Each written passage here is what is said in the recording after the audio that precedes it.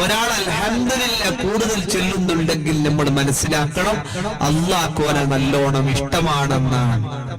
ഇപ്പോഴും നമ്മൾ അൽഹംദുലില്ലാ ധാരാളം പറയണം. പറ്റല്ലേ? ഒരു ഇൻഷാ അല്ലാഹ് ചൊല്ലും മുഅ്മിനീങ്ങളെ. ഇൻഷാ അല്ലാഹ് അല്ലാഹു തൗഫീഖ് നൽകട്ടെ. അല്ലാഹു തൗഫീഖ് നൽകട്ടെ.